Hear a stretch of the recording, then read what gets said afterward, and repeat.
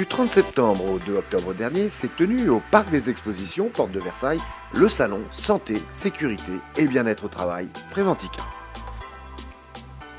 350 exposants y étaient réunis pour présenter leurs solutions en termes de sécurisation d'établissements, d'assainissement de lieux de travail et autres équipements de sécurité. Des conférences se sont tenues tout au long de ces 3 jours d'exposition. Jacques Malène y était pour parler de l'importance des systèmes de détection d'incendies précoces, de désenfumage et des innovations qui permettent de les améliorer. 3 actions indispensables.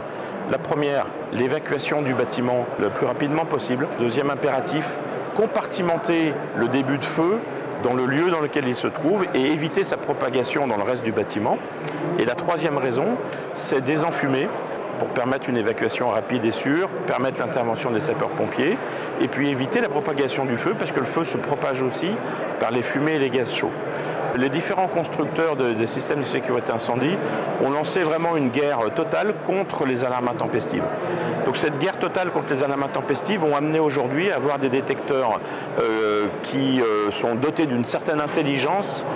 Cette intelligence artificielle leur permet de faire la part des choses entre des vapeurs d'eau et des fumées, des gaz de combustion émis par peut-être de la soudure, alors qu'un déclenchement d'incendie doit être détecté de manière précoce, peut-être qu'il ne faut pas détecter l'homme qui est en train de souder ou de meuler une pièce en métal. Donc d'avoir une certaine pertinence dans l'analyse de ce qui est détecté et de la transmission de l'information. Autre thème abordé durant les conférences, la reconnaissance faciale et les garanties nécessaires à son utilisation dans l'espace public. Alors, déjà, je pense que l'usage expérimental est encore très important à l'heure actuelle. Je pense qu'il est essentiel de continuer de poursuivre ces expérimentations dans un cadre plus spécifique pour les expérimentations en temps réel notamment.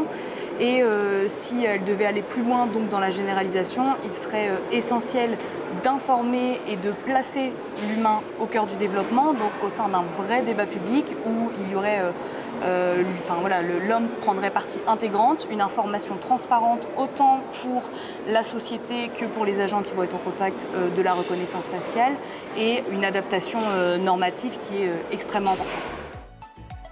Le numérique a une place de plus en plus importante au sein des entreprises et des collectivités. La sécurisation de ces environnements devient donc une préoccupation primordiale, d'où l'arrivée d'un nouvel acteur, celui d'opérateur local de services numériques. Il est très important que dans l'environnement numérique, nous ayons une présence locale qui puisse permettre de à la fois supporter les utilisateurs et en même temps résoudre les problèmes éventuels qui apparaîtraient donc, dans le fonctionnement donc, de l'écosystème numérique. Donc son premier rôle, ça va être de celui-ci déjà, de maintenir l'état fonctionnel de l'écosystème numérique pendant l'exploitation et puis d'assurer bien entendu une sécurisation de cet écosystème numérique. Donc tant aussi bien une sécurisation fonctionnelle bien sûr, mais aussi une sécurisation d'accès, de manière à ce que n'importe qui ne puisse pas rentrer dans cet écosystème numérique et y pirater ou y voler je ne sais quelles données ou faire je ne sais quelles attaques malveillantes et qui peuvent avoir des conséquences bien sûr très graves. Ça peut être des gens qui viennent du monde de l'électricité par exemple et qui sont upgradés en savoir-faire pour tout ce qui concerne la culture IP. Ça peut être aussi des installateurs courant faible, donc comme ceux que nous représentons donc, au sein de l'Anitech. Mais ça pourrait être très bien aussi des maîtres d'œuvre, par exemple, qui, eux, exercent une profession purement intellectuelle, comme ça peut être aussi, bien sûr, des SSSI, donc des sociétés de services informatiques.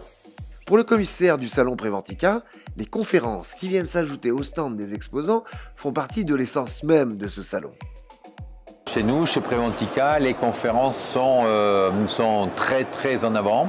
On a un programme de 150 conférences sur 3 jours parce que les visiteurs de Préventica viennent chercher du contenu, chercher de l'information sur les marchés, viennent chercher des retours d'expérience et donc voilà, ils viennent aux conférences.